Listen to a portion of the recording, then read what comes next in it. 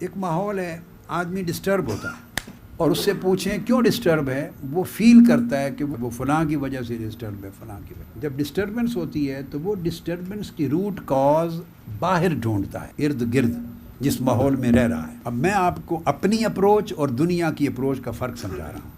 مجھے نہیں معلوم کون درست ہے کون غلط ہے، کون درست ہے کون غلط ہے اللہ جانے، مگر میں اپنی اپروچ اور دوسری اپروچ میں فرق بتا رہا ہوں۔ میں چونکہ کسی اور زمانے میں رہتا ہوں تو میری اپروچ بھی ڈیفرنٹ ہوگی، نظر تو آپ کو اسی زمانے میں آتا ہوں مگر رہتا کسی اور زمانے میں ہوں۔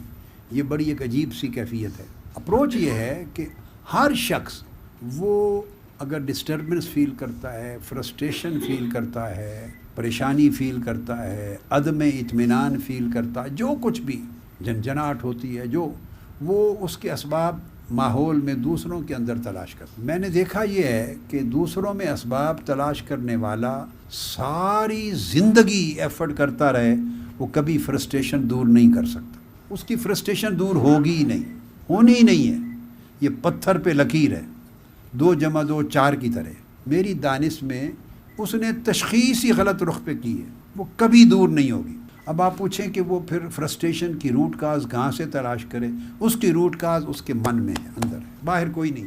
تو جب آدمی دوسرے میں تلاش کرتا ہے ڈسٹربنس اور فرسٹریشن کی روٹ کاز، اس کا کبھی علاج نہیں ہوتا، اس کی بجائے من میں تلاش کریں۔ جب آپ اپنے من میں تلاش کریں گے اور اس کی اصلاح کریں گے تو ہر دوسرے کے ساتھ مل جل کے رہنے کے لیے جو کمپیٹیبلٹی ہے، جو ایڈجسٹمنٹ ہے، جو اڈیپٹیشن ہے، جگہ بنانا، اسپیس کریٹ کرنا ہر دوسرے کے ساتھ رہن سہن کی، اور اس کی اونچ نیچ کے ساتھ اپنی اونچ نیچ کا ٹکراؤ نہ آنے دینا۔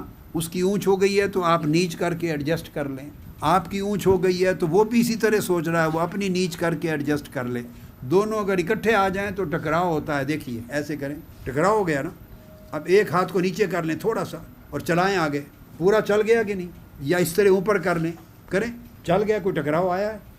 یہ ایڈجسٹمنٹ، یہی فلسفہ میاں بیوی کی زندگی کو خوشگوار کرنے کا ہے۔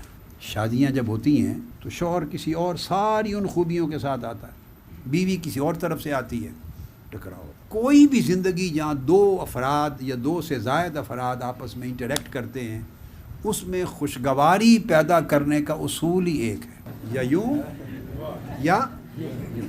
یہی کولیگز میں ہے اور باہمی جہاں بھی کوئی رشتہ ہے۔ مقصد بات کا یہ ہے کہ یہ ایک سائنس ہے۔ ایک تو میں نے پہلی بات کی کہ ایک فیملی بن کے رہیں، مشکلات اور خوشیاں سب جوائنٹ ہو جائیں۔ دوسرا بتایا کہ اگر فرسٹریشن اور ہر چیز کا اپنے من میں اور اپنے اندر باطن میں تلاش کریں اور کوئی اور سورس آف فرسٹریشن کسی اور کو نہ سمجھیں۔ آپ اس چیز کے لیے مکلف نہیں ہیں کہ آپ یہ فیصلہ کریں کہ نہیں میری فرسٹریشن اسی کی وجہ سے۔ اگر یہ اس طرح سوچیں گے تو پھر نہ اس نے درست ہونا نہ آپ نے ہونا، کبھی زندگی حل ہو ہی نہیں سکتی، زندگی کا مسئلہ حل ہو ہی نہیں سکتا۔ آپ پوچھتے ہیں نا اس کا حل کیا ہے، تو اس سمت جائیں گے تو حل ہی نہیں ہے۔